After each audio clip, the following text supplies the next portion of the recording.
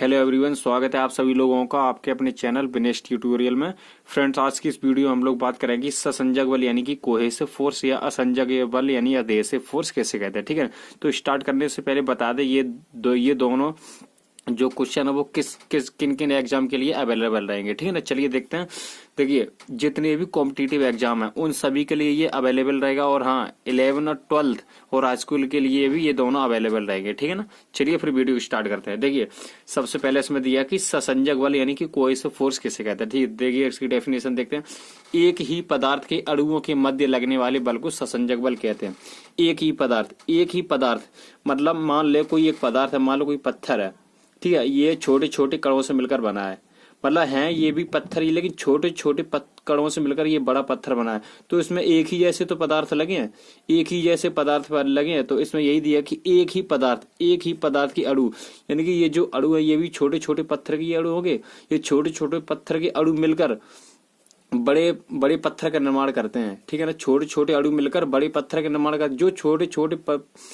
जो छोटे छोटे अणुओं का खिंचाव उत्पन्न होता है उसी को हम लोग क्या कहते हैं, ससंजक बल कहते हैं। जहां पे ये लोग मिलते हैं, जो खिंचाव उत्पन्न होता है, जो एक ही पदार्थ के अणुओं के मध्य जो खिंचाव उत्पन्न होता है उसे हम लोग ससंजक बल कहते हैं। ठीक है ना, चलिए इसके थोड़े उदाहरण देख लेते हैं।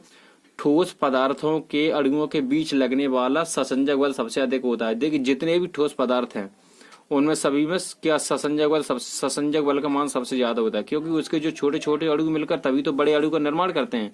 ठीक है ना, ये आपका ससंजक बल हो गया।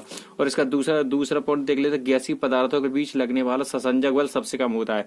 जितने भी गैसीय पदार्थ हैं उनमें ससंजक बल नगण्य यानी ना के बराबर होता है। ठीक है ना, मान लो किसी बर्तन में अगर किसी पात्र में अगर कोई गैस रखी, उसे अगर पात्र खोल दिया तो गैस उड़ जाएगी।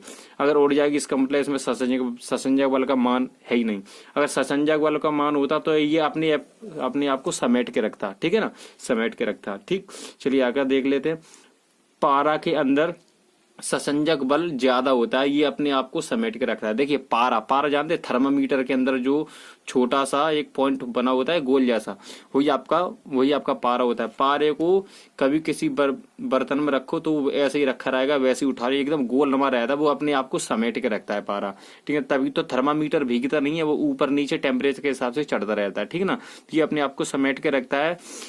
चलिए इसमें एक एग्जाम्पल और देख लेते हैं। देखिए, पानी की दो बूंदें आपस में मिलती हैं। देखिए, पानी की मान लो एक बूंद ये और एक ये बूंद है, अगर धीरे धीरे ये नजदीक में आएंगी ना तो ये दोनों बूंदें मिल जाती हैं, क्योंकि इन दोनों के बीच ससंजक बल काम करता है। इन दोनों बूंदों के बीच ससंजक बल कार्य कर रहा है, तभी तो ये दोनों आपस में मिल रही हैं। तो ये दोनों बूंदें आपस में मिल जाती हैं ससंजक बल के कारण। ठीक है, दोनों बूंदें, पानी हमेशा पानी से चिपका रहता है ससंजक बल के कारण, तो पानी के बीच भी ससंजक बल बहुत अधिक काम करता है। ठीक है, देखिए ससंजक बल का जो मेन पॉइंट है वो ये है कि खुद को समेट के रखने वाले बल को ससंजक बल कहते हैं। जो बल खुद को समेट के रखता है उसे हम लोग ससंजक बल कहते हैं। जो बल खुद को समेट के रखता है उसे हम लोग ससंजक बल कहते हैं। ठीक है ना, चलिए अब बात करते हैं असंजक बल की। असंजक बल इसे हम लोग इंग्लिश में कहते हैं अधेसिव फोर्स। भिन्न भिन्न पदार्थ के अणुओं के मध्य लगने वाले बल को असंजक बल कहते हैं। भिन्न भिन्न का मतलब अलग अलग पदार्थ। जैसे मान लो अगर हमने, जैसे पानी है, ठीक है ना, पानी को अगर हमने किसी कपड़े पर डाल दिया तो पानी जो है कपड़े में चिपक जाएगा, यानी कि कपड़ा भीग जाएगा। तो पानी अलग पदार्थ हो गया और कपड़ा अलग पदार्थ हो गया। तो इन दोनों के बीच कौन सा बल कार्य करेगा, आपका असंजक बल यानी अधेसिव फोर्स कार्य करेगा। ठीक है ना, और जैसे चलिए यहाँ पे इसको थोड़ा एग्जांपल देख लेते हैं।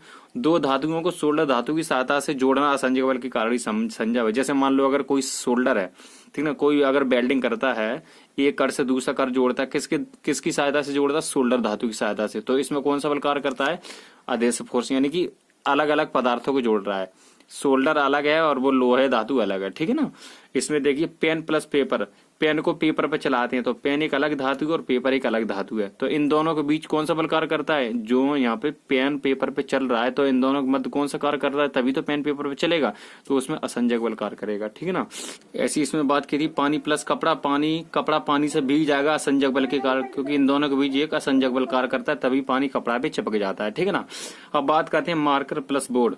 ये देखिए बोर्ड पर मार्कर चलता है, मार्कर बोर्ड पर चलता है, किसके कारण, मार्कर का जो स्याही स्याही है वो बोर्ड पर चिपकता है, किसके कारण? असंजक बल के कारण, क्योंकि ये दोनों असमान है, बोर्ड मार्कर अलग हुआ है, बोर्ड अलग पदार्थ, दोनों पदार्थ अलग हैं, तो इस असंजक बल के कारण चिपक जाता है, ठीक है ना।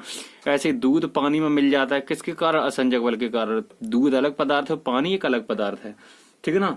ऐसे ही, ठीक है ना। अब आगे देखिए, कांच पर लिखने के लिए देखिए, अगर हम लोग कांच पर लिखना चाहें तो नहीं लिख पाएंगे, क्यों? क्योंकि देखिए कांच पर लिखने के लिए जो स्याही होती है उसमें आपको HF यानी हाइड्रोफ्लोरिक एसिड मिलाना बहुत आवश्यक है, तभी हम लोग कांच पर लिख पाएंगे, ठीक है ना।